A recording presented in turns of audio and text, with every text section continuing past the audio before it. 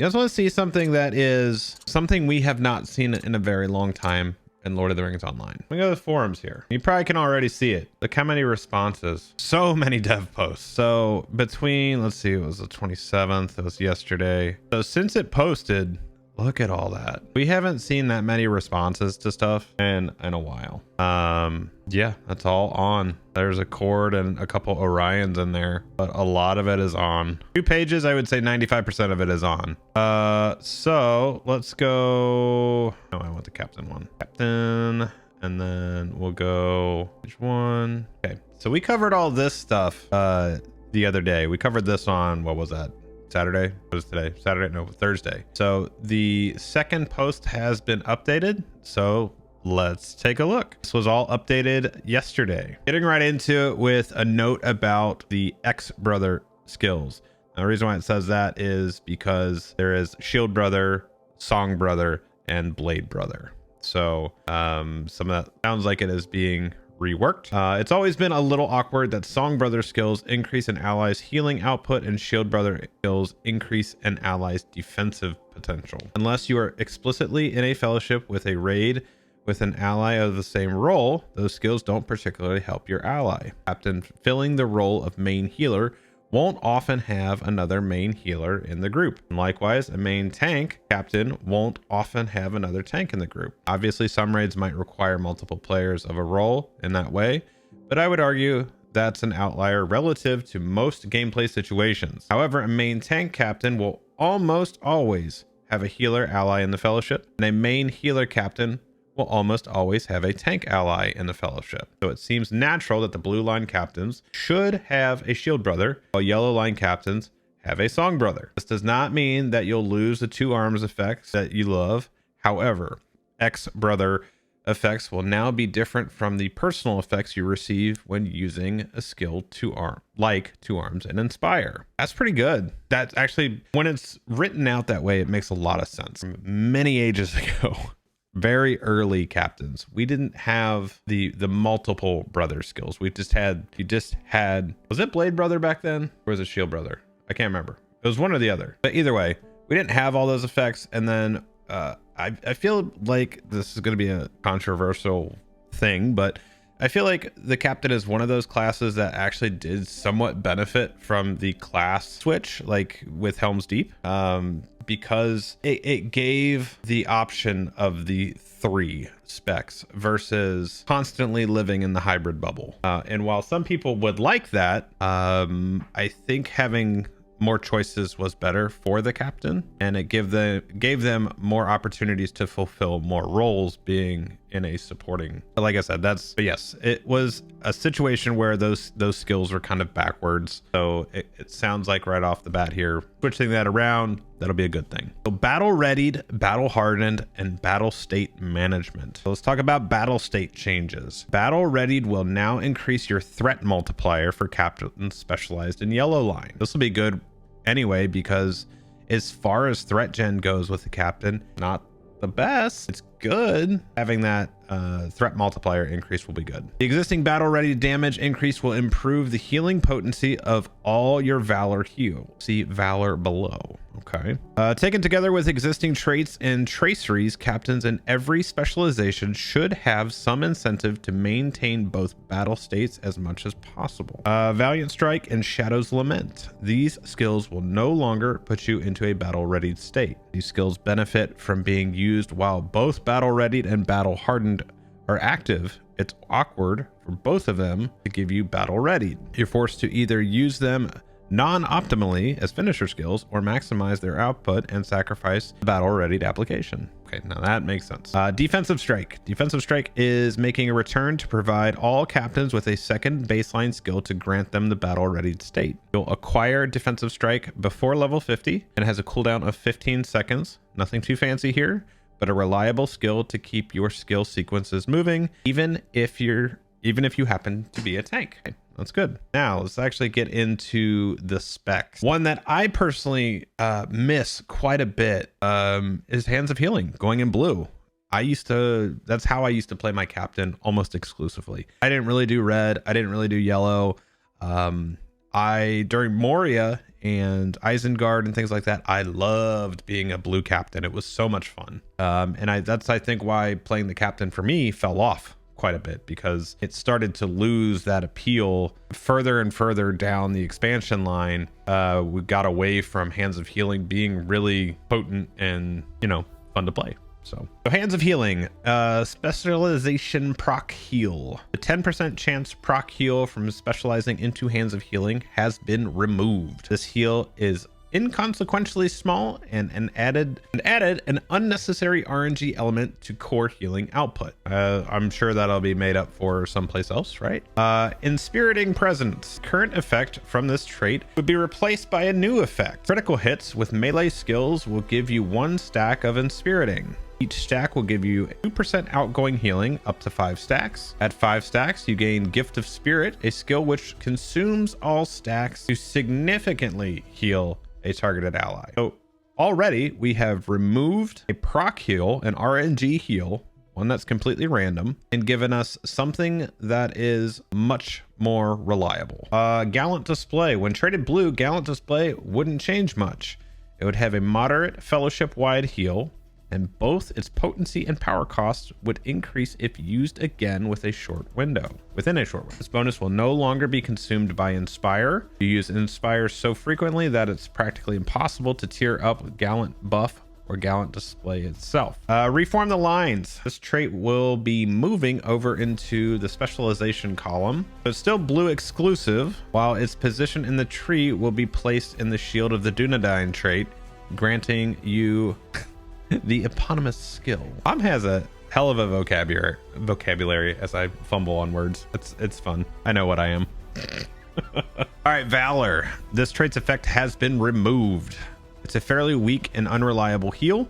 It has been replaced by an effect which adds a bonus heal to most of your melee skills. These heals will scale along with the damage of their relevant skills and will only be applied to your shield brother. Okay, I like that. Trying to like process that at the same time too. So like, I like that they're taking the RNG out of healing for the captain, directing it into avenues that you're using. So using your melee skills, you're going to get additional heals.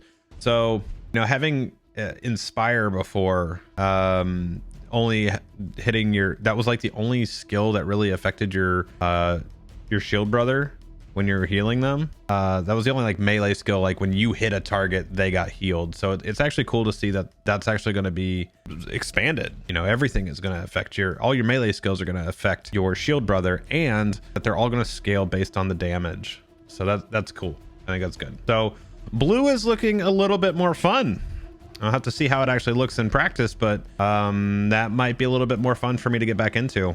We'll have to see how that pans out. So let's talk about Lead the Charge. Red spec. Master of War. When you land critical hits with Inspire, not Shadow's Lament, you and your Blade brother will both receive plus 50% critical chance for 5 seconds. That's a big number. That's a big percentage. Critical Magnitude. Captain critical magnitude bonuses were a little out of hand. Most of these bonuses will see their magnitudes reduced, but base damage will be increasing so much that your overall damage output will still be much higher and less reliant on good crit RNG to boot. Okay, so what I'm hearing so far is that they don't like the randomness. They don't like so much like proc based stuff and RNG, and I agree with that. There are situations where it's nice. There's, you know, buffs that can proc, and that's cool and all. That really doesn't lend to a good smooth experience when playing a class. I think ultimately you need to have things that you can rely on. Now obviously things can still miss or be blocked or parried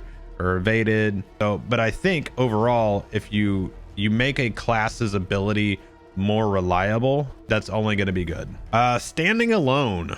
So standalone Inspire is greater than, or is he saying goes from Inspire to self-determination, or is he saying Inspire is greater than? I guess Inspire becomes self-determination. Yeah, that's what it looks like now that I'm reading it. Because the standalone from the previous post was the solo stance. So self-determination will be a melee attack that gives you increased damage and slightly reducing incoming damage for 18 seconds. By using this skill more or less off cooldown, you can maintain this buff for 100% of the time you're in combat while standing alone. Standalone 2 arms is Masterful Strike. This will be a strong melee attack, which also gives you a strong damage buff. Standalone Words of Courage becomes Courageous Heart. The skill will give you a plus 20% mitigation for 10 seconds. It's pretty solid. It will have a 50-second cooldown. Toggling Standalone off to return this skill back to Words of Courage will not reduce its active cooldown. Yeah, they know how players play, don't they? Standalone Escape from Darkness becomes Cry of Fury. The skill will deal AoE damage, apply an outgoing damage debuff to enemies hit, and give you a strong self-heal over a brief period. It's like an AoE bracing attack with the outgoing damage debuff also. So those are pretty decent changes to red. Make you, not as, again, not as procky, but more reliable things that you can do to buff yourself. And if you're in solo, you've got some things that change around all those Blade Brother buffs to give yourself some more buffs. Okay, let's talk about Leader of Men. Shield Brothers Call. So Leader of Men, yellow, the tank. Shield Brothers Call. This skill will be transformed into one which requires you to target an ally. That ally would gain a minus 30% incoming damage for 5 seconds. Well, let's not say 30 seconds. When the 5 seconds expires, some of the player's threat will be transferred to you. That's pretty cool. That reminds me of Shadows of Angmar and doing a little rising ire, ebbing ire from the champion. So I'm thinking if I put Shield Brothers Call on a minstrel, that ally would gain, that minstrel would then take 30% less damage. And when it expires, some of their threat, because you gotta think those healers are gonna have a decent amount of threat. Give it to me, give it to the tank. You could even dance around with that too. So you could put that on, say, your healer early, because they're gonna have some pretty high threat. And then whoever your highest damage dealer is, you throw it on them next. You're not really having to worry about it. Shield of the Dunedain becomes at the 4. This is a new skill that will take the place of Shield of the Dunedain. It will negate 50% of your incoming damage for 10 seconds, and each hit taken while active will give you a stack of battle endurance. After the initial damage reduction expires, you'll gain plus 100% melee damage, and each melee attack you make will restore 5% of your morale. The skill will have a 4-minute cooldown. That's a long cooldown. That's a long cooldown. You don't see a whole lot of like 3+ minute cooldowns anymore, but that sounds still pretty good. 50% damage, and then getting the battle endurance, and then if you survive that, then you just get a huge damage bump while it's in that buff. You're gonna get those 5% morales each melee attack. That's pretty sweet. That's a kind of a good, just all-encompassing skill for those really off moments. Strength in numbers. While the effect is of this skill isn't going to change, many of you have called out the fact that it needs to be tuned upwards. Expect to see strength in numbers healing values go up, especially when it hits a maximum number of allies. That's pretty straightforward. Fighting Withdrawal would lose its parry buff. The parry buff has a huge impact on your damage mitigation, but tying it to your CC breakout skill makes it feel bad to use just for parry or just for CC removal. For captains specking into yellow, this parry buff will be shifted into Hammer Stroke, which leads us to Hammer Stroke. Hammer Stroke. This will be a melee skill that deals significant damage and gives you a 30% parry chance for 10 seconds with a 45-second cooldown. 30% parry chance on top of your 13 and your partials. I mean, you're looking at roughly high 40% parry chance then. And just the fact that you're, if it's a high damage skill, then you're going to be wanting to use it just for the damage too, and then you'll also be getting the parry. Last but not least, a note about Gallant Display. Gallant Display will become a baseline captain skill, dealing frontal AoE damage in 2 hits. Increased potency and cost from tiering up the Gallant effect are being increased. This means that tiering up the Gallant buff will make all variants of the skill much more effective and much more power hungry. Remember, they are talking about the power rework too in the letter to the players. Additional effects will depend on your spec. If you are spec'd into blue, it will give you an AoE damage and AoE healing. Subsequent uses greatly increase power cost and healing. If you're red, AoE damage, subsequent uses greatly increase power cost and greatly increase damage. AoE damage for yellow and a minor self-healing. Subsequent uses increase power cost damage, and healing. So that one's going to probably take a little while to kind of feel out and see how it plays, see how it feels. So I think for a, you know, this is a pretty good, I think from the last time that I played a captain, which admittedly was, I think during Throne was probably the last time I really played my captain. I don't think anything in here particularly sounds bad. I don't read anything in here and be like, ooh, like that's not good. I understand changing a lot of the skills around. I do like what they're doing with the brother skills to make sure that you're actually using, you know, shield brother for the right spec instead of, it doesn't make sense the way it is right now. So I like that they're refocusing that, making you have and making an ally actually make sense for the non-blade brother ones. So like song brother and shield brother. Yeah, I think that'll be good. A lot of the other skill changes, again, we'll just have to see how it actually goes in practice. Outside of that, I don't really see anything in here that is, like I said, really weak, or just the only one thing in there was the 4-minute cooldown. Like I said, that one seems to be a little bit long with Shield of the Dunedain being a 2-minute cooldown, and then you're taking a skill but giving you a little bit more but making it on a longer cooldown. And again, it's all based on feedback, right? So, you know, when this stuff comes out to Bull Roar, it's going to be important to get the feedback in there. And I know On has already been replying to a lot of questions in the forum thread, so that's good to see as well on both the Warden and the Captain class changes. And what also makes me feel better about this is that you have On and Vastin both working on this. That gives me a lot of hope for further changes to more classes and maybe a little bit better balancing over the long haul. I know a lot of these changes from the way that it was worded in the letter to the players, we're going to see changes throughout the year, and we're going to see those changes on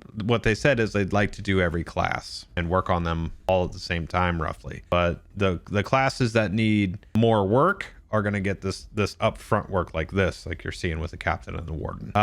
Definitely let me know what you guys think about it. I hear from you, and I can't wait to see what they do with the other classes too. Give me my shield back on my champion.